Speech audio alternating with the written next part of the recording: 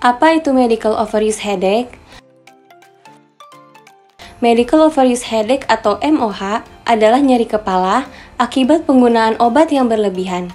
Biasanya nyeri kepala ini timbul ketika seseorang menggunakan obat-obatan anti nyeri yang berlebihan. Kok bisa ya? Gimana saja gejalanya? Yuk bahas lebih lanjut. Organisasi Kesehatan Dunia atau WHO menyatakan ternyata dari 12,9% pasien yang datang mengeluhkan nyeri kepala ke spesialis adalah pasien medical overuse headache. Paling sering terjadi pada wanita berusia 30 hingga 50 tahun. Risiko kemunculan MOH dapat meningkat pada orang yang sering merokok, jarang beraktivitas atau olahraga, juga pada orang-orang yang sering mengalami nyeri kepala dan mengonsumsi obat tanpa anjuran dokter. Lalu, seperti apa sih gejala MOH itu? Sebenarnya, nyeri kepala yang dirasakan hampir sama saja dengan nyeri kepala pada umumnya. Tapi yang perlu dicurigai adalah ketika timbul nyeri kepala, kemudian minum obat, dan nyeri kepala muncul kembali beberapa jam setelah mengonsumsi obat. Nyeri kepala ini dapat terasa lebih parah dan juga disertai mudah marah, cemas, nyeri leher, sulit tidur, juga sulit berkonsentrasi. Memangnya obat-obatan apa saja sih yang dapat menyebabkan MOH? Banyak sekali. Mulai dari obat-obatan yang sering kita temui seperti paracetamol, ibuprofen, aspirin, piroxicam, meloxicam, dan sebagainya. Hingga obat-obatan berlogo obat keras yang seharusnya diresepkan dokter seperti sumatriptan, ergotamin, kodein, tramadol, fenobarbital, dan masih banyak lagi.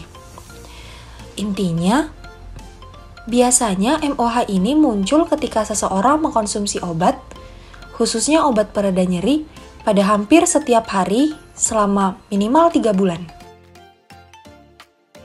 Red flags atau tanda bahaya pada nyeri kepala ada apa aja ya? Berikut tanda bahayanya. Biasanya disingkat menjadi SNOP. Pertama, 2S. Gejala simptomatik seperti demam, penurunan berat badan, kelelahan, dan faktor risiko sekunder seperti HIV, kanker, dan supresi imun. Kedua, N. Gejala neurologis seperti perubahan kesadaran dan kelemahan motorik juga sensasi. Ketiga, O. Onset atau awitan. Thunderclap atau nyeri kepala mendadak yang amat hebat seperti tersambar geledek. Keempat, O. Older atau lebih tua, yaitu pasien yang usianya di atas 50 tahun. Dan yang kelima, P. Positional, seperti perubahan posisi dan adanya tanda edema papil seperti gangguan penglihatan karena ini merupakan tanda peningkatan tekanan di dalam kepala. Lalu, bagaimana caranya untuk mencegah terjadinya MOH? Bila merasakan nyeri, cukup mengonsumsi obat-obatan bebas atau berlogo seperti ini, dan menggunakan dosis sesuai label obatnya. Jika nyeri dirasakan tidak membaik, terutama bila sudah berhari-hari, langsung konsultasikan pada dokter atau fasilitas kesehatan terdekat ya.